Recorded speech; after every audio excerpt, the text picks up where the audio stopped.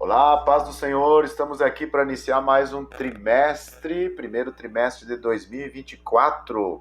Vamos trabalhar nesse trimestre o corpo de Cristo, origem, natureza e vocação da igreja no mundo. Esta é a lição, você que já tem essa lição em mãos.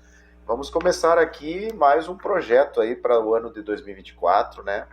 Trabalhando em 10 tops, lições práticas, top 10 lições práticas, a nossa escola bíblica dominical, para que você possa aprofundar aí, juntamente com os seus alunos, cada top deste você pode aprofundar e trazer aí mais lições, né, para o seu aluno. Vamos lá então, a nossa lição número 1 trabalha a origem da igreja. Lembrando a você que o comentarista desse trimestre é o pastor José Gonçalves, né? E a nossa primeira lição, ela tem a palavra-chave igreja. O primeiro tópico, o povo de Deus na Bíblia e na história. Aí nós vamos ver ali o Antigo Testamento, o Novo Testamento e também um conceito da história cristã. Vamos lá, começando o nosso top 10, primeiro top da lição, eu coloquei o seguinte: a igreja não é nenhuma instituição humana, ela é divina. Isso mesmo, a igreja não é formada por homens, a igreja é uma instituição divina que surgiu no coração de Deus. Então, Deus idealizou, Cristo comprou com o seu sangue e o Espírito Santo selou a igreja. Então, a igreja, ela é uma instituição criada por Deus. Top 2, no Antigo Testamento, nós temos aqui o termo hebraico kahá, né, que significa, o que significa? Congregação, Israel. Então, no Antigo Testamento, nós não vemos a palavra igreja, nós vemos uma congregação, um povo, uma nação que Deus escolheu, mas já estava no coração de Deus, ou seja, é o embrião da igreja, o Antigo Testamento. Aí nós vamos para o Novo Testamento, nós vemos o termo grego eklésia, né, que significa todas as raças, todas as nações compradas pelo sangue de Jesus, ou seja, já aumentou o leque. Então, igreja é todas as nações, não é uma nação só, não é somente Israel. E na história cristã, resumindo o tópico número 1, né, nós vemos então um conceito de igreja, um corpo de Cristo, habitação de Deus, para cumprir a grande comissão através do Espírito Santo. Pessoas regeneradas de todas as raças, de todas as tribos, de todas as nações, né, com o objetivo de falar de Jesus e proclamar Jesus. Então, nesse top 2, eu vejo aqui um conceito, né, do Antigo Testamento, uma congregação, um grupo de Israel. No Novo Testamento, todas as raças, também um grupo, mas de todas as raças através de Jesus. E na história da igreja, nós vemos então formando um corpo, uma habitação de Deus, cumprindo a grande comissão através do Espírito Santo na pessoa de Jesus. Então eu chego à conclusão que uma pessoa só não é igreja, ela faz parte da igreja. Aí cai por terra aquele conceito que eu sou a igreja. Não, eu faço parte da igreja. Que a gente vê na história ali que a igreja é um corpo, é um grupo de pessoas, né? Então, a igreja, outra coisa importante aqui nesse segundo top, né? A igreja não é extensão de Israel, como algumas linhas teológicas dizem. A igreja de hoje é o Israel de ontem. Não. Deus tem projeto com Israel e Deus continua tendo projetos com Israel. E a igreja é um projeto, é um mistério, que nem diz Paulo, que estava oculto, já estava no coração de Deus, mas foi revelado progressivamente. Por quê? Porque toda a Bíblia ela é revelada progressivamente, né?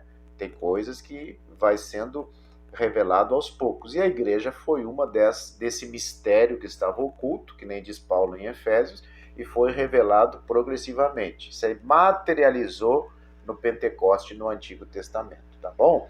Então, segundo top, nós temos isso. Não existe uma igreja com uma pessoa só. A igreja é um grupo de pessoas. Então, eu sozinho não sou igreja, mas eu faço parte da igreja, tá bom? Top 3, a igreja é um salva-vidas que Deus criou para alcançarmos em Jesus a salvação. A igreja por si só, ela não salva, mas ela é o meio que nos conduz a Cristo. Ela nos ajuda a acharmos a salvação, a encontrarmos a salvação, a desenvolvermos os atributos divinos dentro de uma comunidade, tá bom? Esse é o top 3. Top 4, a igreja passou a existir de fato no Pentecostes. Então, por mais que a igreja já estava no coração de Deus, foi idealizado o Antigo Testamento, um povo escolhido, ou seja, é o embrião da igreja, mas ela oficialmente se materializou na festa de Pentecostes, na descida do Espírito Santo. Por quê? Porque Jesus precisava morrer na cruz do Calvário, ressuscitar, porque se Jesus continuasse conosco na terra, não morresse, né, ele estava limitado a um corpo, e ele não poderia estar em todos os momentos, em todos os lugares. Então era necessário que ele morresse, ressuscitasse, e aí o Espírito Santo assumisse, né, essa responsabilidade de conduzir a igreja. Aí o Espírito Santo, por ser Deus, ele está em todos os lugares, em todos os momentos. Quando estamos adorando a Deus aqui no Brasil, lá no Japão também, as pessoas estão sentindo ele, porque ele está em todos os lugares, em todos os momentos. Só basta crer em Jesus, né, e ter o Espírito Santo na sua vida. Então, por isso que a igreja passou a existir de fato, se materializou no Pentecostes, com a descida do Espírito Santo, porque é o Espírito Santo que conduz a igreja, né? O Espírito Santo que conduz a igreja. Top 5, o ingresso de alguém à igreja não se dá por adesão, mas pela conversão. O comentarista traz essa frase, eu achei muito importante aprofundar ela. Você chegar em qualquer associação, você faz ali uma ficha de inscrição, né, se inscreve e participa daquela associação. Mas na igreja não. Na igreja não adianta você chegar e falar para o pastor, eu quero me inscrever na igreja. Não, você tem que se converter, aceitar Jesus como seu Salvador, e aí sim você vai passar pelo discipulado, vai passar pelo batismo em águas, né? E aí você passa a ser membro da igreja, e aí vem os batismos no Espírito Santo, vem os dons espirituais, você vai desenvolver o fruto. Então o ingresso a uma igreja é através da conversão. Isso é muito importante você aprofundar aí com seus alunos. Top 6, o arrependimento é uma mudança de mente, né? Como é que acontece o arrependimento? A pessoa reconhece os seus pecados, aceita Jesus como seu Salvador, o Espírito Santo entra na vida da pessoa e a partir dali começa um processo, né? Uma conscientização que o Espírito Santo vai trabalhando. Como diz a palavra grega metanoia, uma mudança de mente, que só pode ocorrer através do Espírito Santo na vida da pessoa. Então aí que começa o arrependimento e aí começa a conversão, nessa mudança de mente. Não basta eu querer ir para uma igreja para fazer parte de um grupo. Não, você tem que ter uma mudança de mente, um arrependimento, uma conversão. Top 7, assim como não existe salvação sem cruz, não existe igreja verdadeira sem o selo do Espírito Santo. Então a igreja de Cristo, ela tem a presença do Espírito Santo. É o Espírito Santo que conduz a igreja. É o Espírito Santo que dá os dons, é o Espírito Santo que dá os pastores, que dá os obreiros, que dá, né, os cargos eclesiásticos. É o Espírito Santo que separa, é o Espírito Santo que conduz a igreja. Então a igreja precisa da condução do Espírito Santo. E neste ano aqui em Santa Catarina nós vamos trabalhar esse tema, conduzidos pelo Espírito Santo. A igreja é conduzida pelo Espírito Santo. Seus membros são conduzidos pelo Espírito Santo, tá bom? Esse foi o top 7. Top 8, qual é a diferença entre denominação e igreja? Tem muitas pessoas que confundem. O que é denominação e igreja? Denominação, por exemplo, é a igreja organização, é a igreja visível, é aquilo que você vê separado por placas. Isso é a denominação.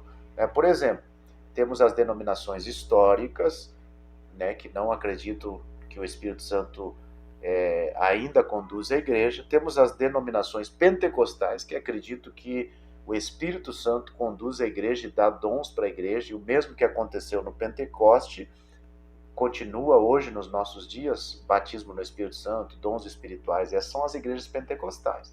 Depois temos as igrejas neopentecostais, que dão ênfase à cura divina, à teologia da prosperidade, são igrejas neopentecostais.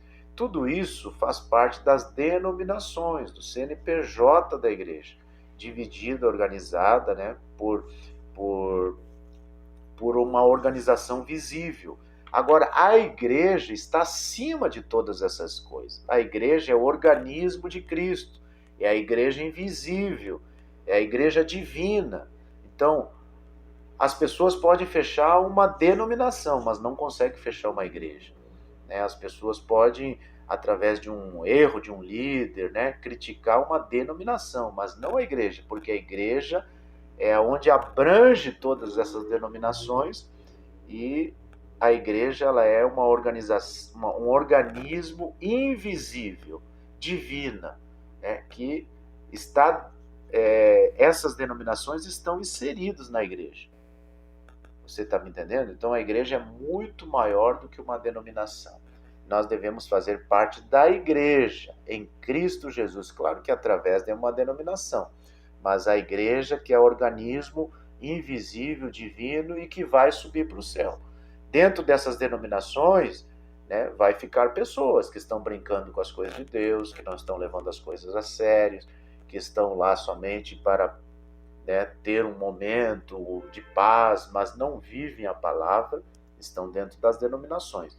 Agora, a igreja invisível, o organismo invisível que Cristo vai escolher dentro das denominações, essa é a igreja verdadeira que vai subir. De todas essas denominações vai sair um grupo de pessoas que vão ser arrebatados porque ficaram firmes na palavra de Deus, tá bom? E eu vou para o top 9 dizendo qual é a igreja verdadeira. Talvez alguns digam, a igreja verdadeira é a minha, a igreja verdadeira é a denominação tal. Eu digo para você o conceito de igreja verdadeira. A igreja verdadeira é a igreja que segue a palavra de Deus, que é confrontada pela palavra de Deus, que a palavra de Deus confronta. A igreja verdadeira é que tem os dons espirituais, a igreja verdadeira é avivada, é animada, a igreja verdadeira não julga, a igreja verdadeira é uma igreja que ama, é uma igreja que segue a doutrina dos apóstolos, que não abre mão da palavra de Deus, que não abre mão das doutrinas fundamentais da palavra de Deus, que não abre as portas assim para tudo que é modernidade, pecado e coisas que tem acontecido nos nossos dias, mas que fica com a palavra de Deus e a unção do Espírito Santo nas suas vidas. Quer fazer parte dessa igreja verdadeira? Busque a condução pelo Espírito Santo na sua vida, tá bom? E eu encerro o nosso top 10 dessa primeira lição fazendo um acrônimo da igreja. A palavra igreja, nós temos a letra I, G, R, E, J, A. E cada letra dessa eu coloquei aí algo para fazermos um conceito de igreja. Então, I, irmãos. Não existe igreja sem irmãos. G, fazendo a grande comissão. Qual é a grande comissão? Pregando a palavra de Deus. Se a igreja não pregar a palavra de Deus, quem vai pregar? O STF, o Congresso Nacional? É a igreja que tem a responsabilidade de ser a luz, de ser a verdade absoluta. Se não encontrarmos na igreja a verdade absoluta, vamos encontrar aonde? Então a igreja é a luz, a igreja deve fazer a grande comissão, a igreja é um grupo de pessoas regenerados, o R, regenerados, mudança de vida, pessoas que mudaram de atitude, regenerados por quê? Pelo Espírito Santo, a igreja tem que ter o Espírito Santo, I, irmãos, G, grande comissão, R, regenerados, E, pelo Espírito Santo, o Espírito Santo atua, o Espírito Santo age, o Espírito Santo conduz, o Espírito Santo transforma, o Espírito Santo convence do pecado. Através de quem? De Jesus. A igreja tem que ter Jesus. É Jesus que morreu na cruz, é Jesus que salvou os nossos pecados. Não existe igreja se não tiver Jesus. A nossa palavra, os nossos louvores, os nossos hinos tem que ser cristocêntrico. É Jesus no centro, não o homem no centro, é Jesus no centro. E encerro com a letra A, adoração, amor. Né? A igreja tem que ter irmãos fazendo a grande comissão, regenerados pelo Espírito Santo, através de Jesus, para adoração, com amor. Né? Igreja sem adoração, sem louvor. Adoração não é só louvar. Você adora a Deus quando você se separa do pecado. Você adora a Deus quando você diz não ao pecado. Você adora a Deus quando você cumpre a palavra de Deus, quando você obedece os seus líderes. Isto é igreja. Vamos ser esta igreja verdadeira que quer morar no céu. Deus abençoe, gostou desse vídeo? Compartilhe, deixe seu like para que mais pessoas possam acompanhar aí o nosso trabalho de trazendo esses top 10 lições práticas da nossa escola bíblica dominical. Até a semana que vem, querendo Deus.